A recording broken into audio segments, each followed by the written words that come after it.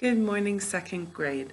Before we learn our last three phonograms, I have to tell you about a mistake I made. I have been pronouncing one of our phonograms wrong all year, and all last year, probably, and all the year before. And I'm not sure how that slipped through the cracks. I'm very sorry, but I just found out last night and I knew I needed to try and fix things immediately. So, I have been saying the sound of one of our phonograms wrong. It's this one. I've been pronouncing it like it's unvoiced, right? Like our or something like that, where there's just air coming out. Well, that is wrong, and I should not have been doing it that way. So I want us to practice to learn the actual sound that this makes and then practice it. All right, this one actually says qu. Yeah, that's not the way I've been saying it either, that I've been saying it. So I'm so sorry for teaching you wrong. All right, so let's say that. All right, one more time. Good. I had to check out what was happening because we were getting this mixed up with another phonogram, and I thought I must be saying something wrong, and it turned out that I was. So let's say this one more time. Or sorry, qua. See, it's hard to break that habit. Qua, qua, qua. All right, so let's practice writing this 3 times, saying it while we write it. I know I need to do that too because it's in my brain wrong, so now I'm going to have to work hard to redo it. All right, so we're going to write qua. Say it while you write it.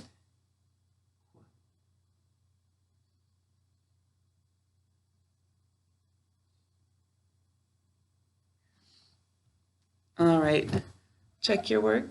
Make sure everything's facing the right direction. We'll write it again, saying it while we write it.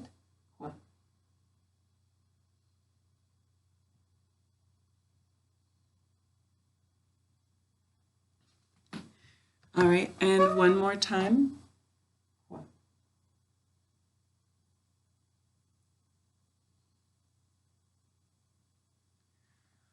All right, class, let's say the sound of the phonogram we just wrote together. Qua. Good. Qua. All right. That is what this actually says, not the wrong thing that Mrs. No said earlier. So just put that wrong thing out of your mind. Qua. All right. Now that we have that out of the way, and I'll keep bringing us back to that to practice it in the next week, we get to learn our last 3 phonograms. All right. So sitting up nice and straight, we're going to watch first and just say the sound, and then we'll say it while we write it. All right. Class, this says shh. What does this say? Good. Shh. Say that with me one more time. Shh. Now by yourself. Good. Shh. Oh, but wait, there's already something we usually use for shh. So we're going to have in its name when we use this one. This is shh. Tall letter shh. Because our first letter is a tall line letter. So say that part with me. Shh. Tall letter shh. Used at the beginning of syllables after the first one. All right, so all together, this one's name is shh. Tall letter shh. Used at the beginning of syllables after the first one. All right, so to write my shh, tall letter shh, used at the beginning of syllables after the first one, I'm going to skip a space. Shh, tall letter shh, used at the beginning of syllables after the first one. So class, could I use this at the beginning of a word? Good job if you're telling me, no, you can't use that at the beginning of words. Because when we say use at the beginning of a syllable after the first one, that means it can't be at the beginning of the first syllable, so it means we could never start a word with this. All right. Class, what is this? Say it with me. Shh, tall letter shh, used at the beginning of syllables after the first one. All right, tell me the name one more time while I write it. What am I going to write? Good. Shh. Tall letter shh. Used at the beginning of syllables after the first one.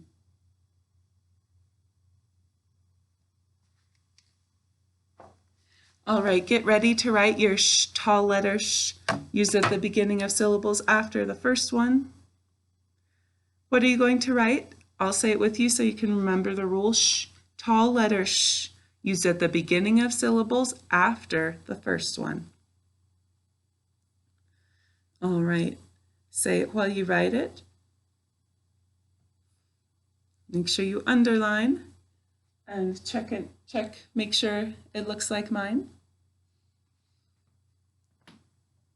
All right, as soon as it looks like mine, we'll write it again. Say it while you write it. What are you writing?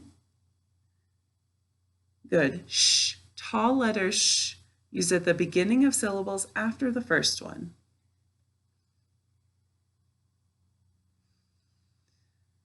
All right, write it one more time, saying it while you write it.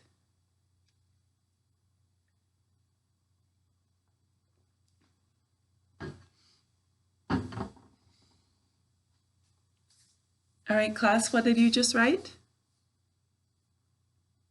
Good. Say it with me. Sh, tall letter sh, used at the beginning of syllables after the first one. Excellent. All right, our next phonogram, our penultimate phonogram, that's a fancy word for second to last.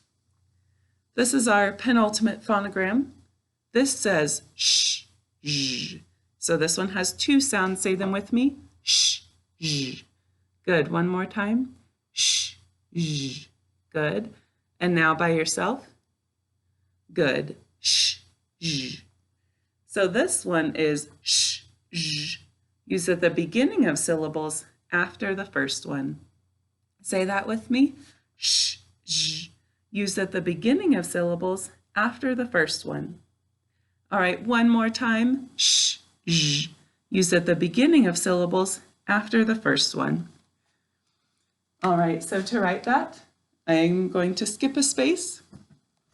Write the two letters close but not touching. Sh, zh, used at the beginning of syllables after the first one. And what do I always need to do? Good, underline. Right, then we should be stopping and, right? Sometimes people just write a big string of letters all together, and that doesn't actually help us see each individual spelling pattern. All right, so we don't want to just write these letters together, all run into one, right? Clock spaces. All right.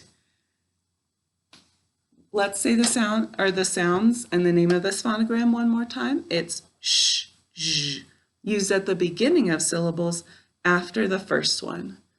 All right, class, it's your turn. What are you going to write? Good. Sh, zh, used at the beginning of syllables after the first one. Write it and say it while you write it.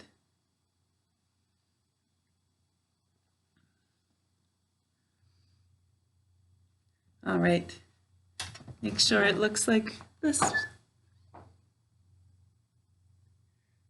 All right, let's say what this phonogram is again.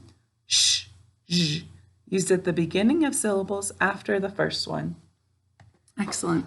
All right, write it one more time, saying it while you write it.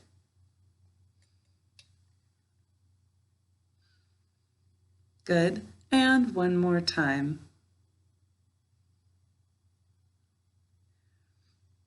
All right, class, what did you just write? All right, if you weren't sure, say it with me. Sh, zh, used at the beginning of syllables after the first one.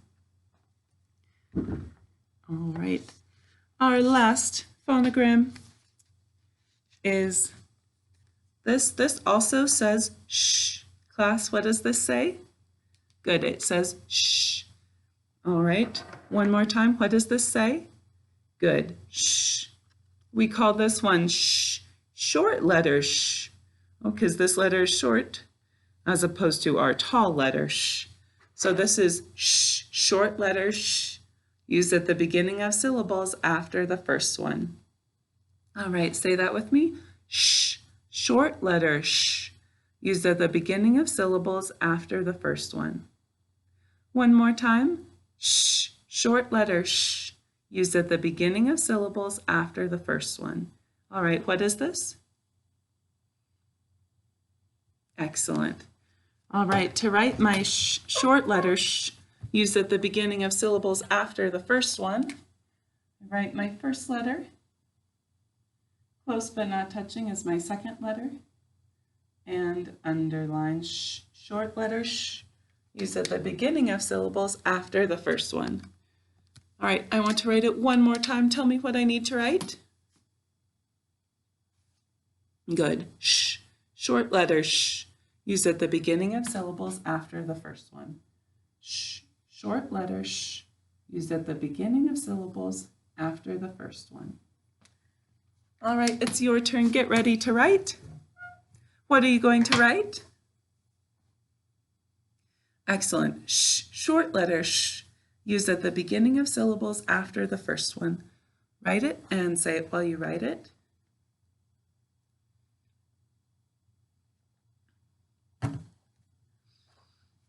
All right, check and make sure yours looks like mine. All right, if it does, if it doesn't, fix it, and then as soon as it does, write it again, saying it while you write it.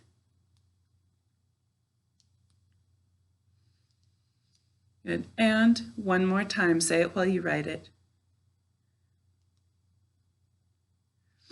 All right, nice work, class.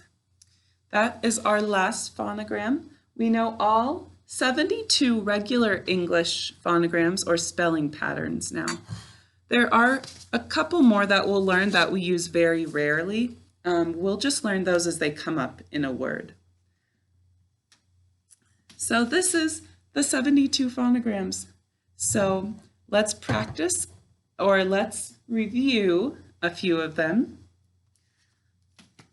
Let's see. So let's review some old phonograms that we learned before. The first one is edit, past tense ending. What are you going to write?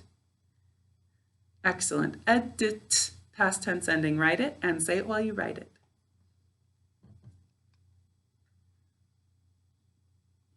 Pencil down when you're done. All right. This is our edit, past tense ending.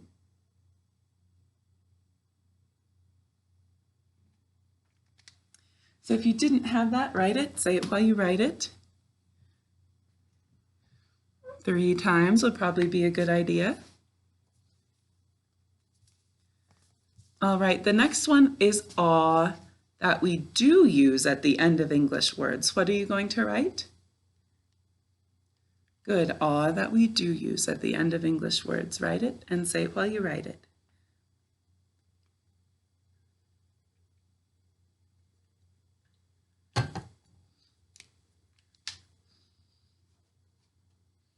All right, class, put your finger under that phonogram you just wrote. Read it to me. Good, aw, that we do use at the end of English words.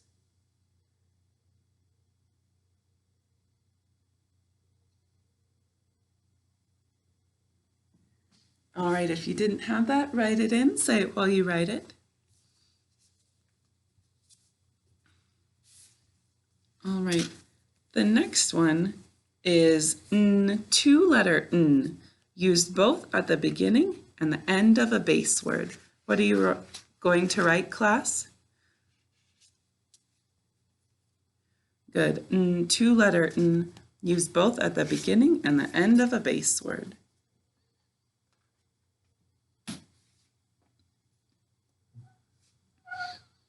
All right, that one we just learned this week or reviewed.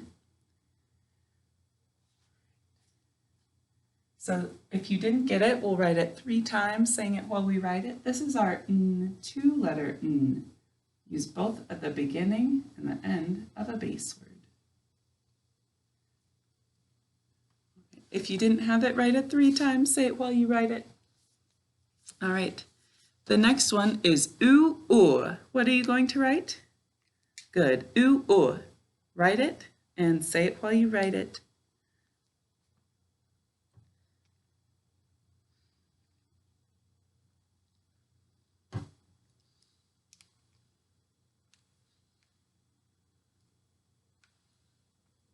Put your finger under that first, or under the phonogram you just wrote. What does it say? Good, oo, oo.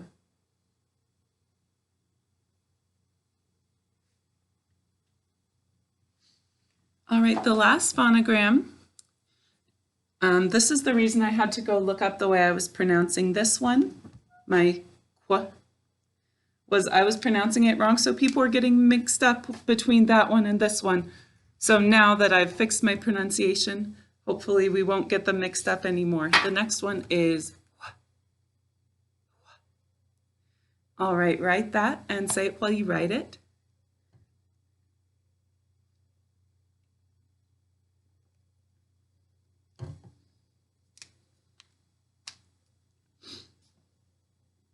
All right, put your finger under that phonogram you just wrote. What does it say? Good.